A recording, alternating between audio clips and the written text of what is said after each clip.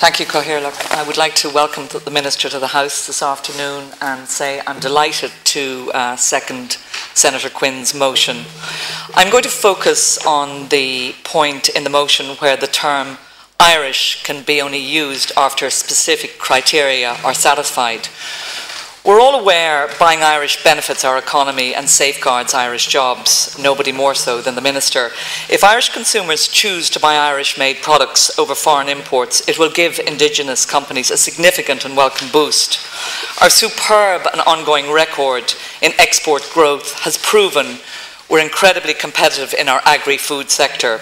If we can find a way to label our food products made and packed in this country to allow our consumers to identify in a split second that the product they're picking up is Irish, good value and quality, we'll be taking a huge step in assisting our local economy towards recovery.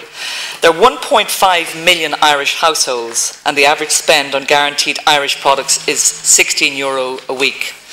If households increased their spend to €20 a week, that would create 6,000 new jobs based on the turnover per employee of existing guaranteed Irish members. In this respect, current practices by certain producers and retailers are harming local produce. In particular, the mislabelling of products as Irish.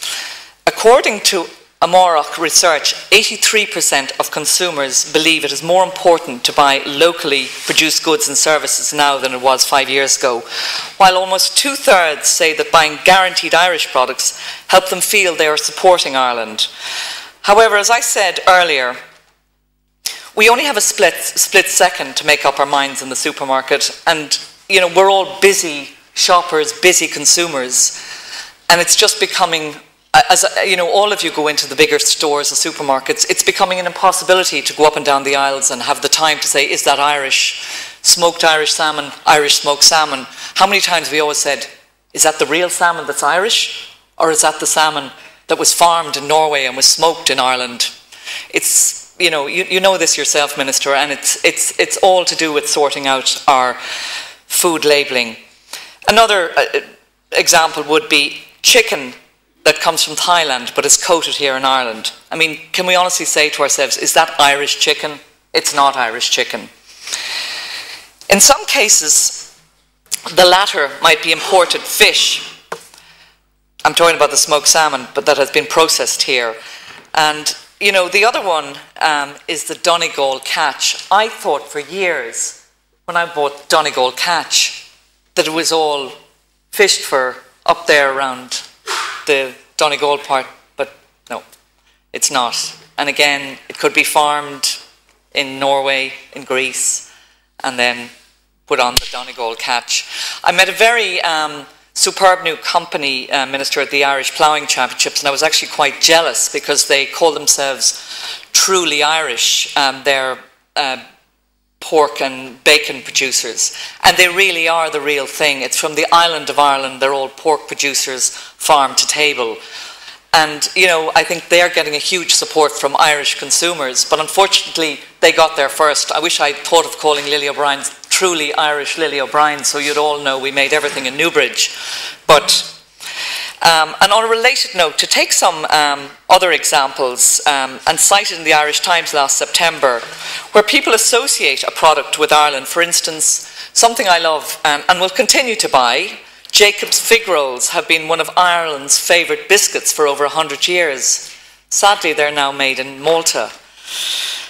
Shukra, which we all think is Irish sugar, it's imported from elsewhere in Europe, frequently Germany, and then it's repacked.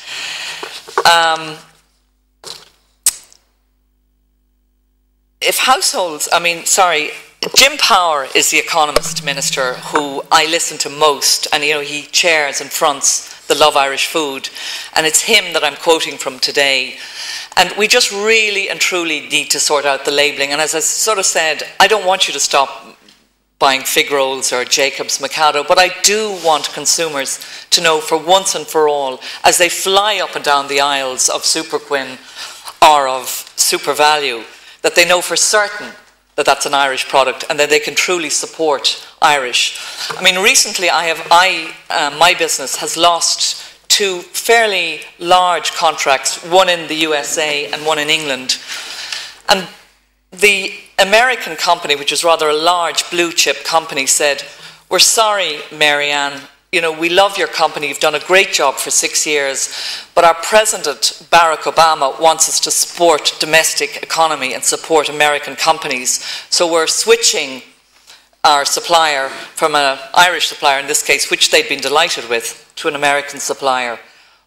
I know there's EU legislation, Minister, but we've got to move more and more, I feel, towards what the English and the Americans, I'm finding by personal experience, are doing. So just to come to the last part of Senator Quinn's motion, where the EU believe that by 2020 there'll be a 40% increase in food waste generated. We must address this through producers, retailers and consumers. Proper labelling and education will help us to address this. And just on that, I mean, our young have helped us educate us so much on recycling and waste, so much so we are all recycling properly. Imagine if our young could start to tell us, what does best before or sell by mean? You know, only last week Sainsbury's had an article in the Daily Telegraph just saying to their consumers, we're going to change freeze on day of purchase, as Senator Quinn said earlier, and say you can freeze even 2 days after the sell-by date is going. So I'm just saying this is going to be an interesting debate this evening. It's a very wide debate that I could obviously speak on. My time is up. And if the government, Minister, is serious about Irish agricultural food waste, obesity and Irish jobs, please take a lead and move to make real changes on how we look at Irish food and in labelling. Thank you, Minister.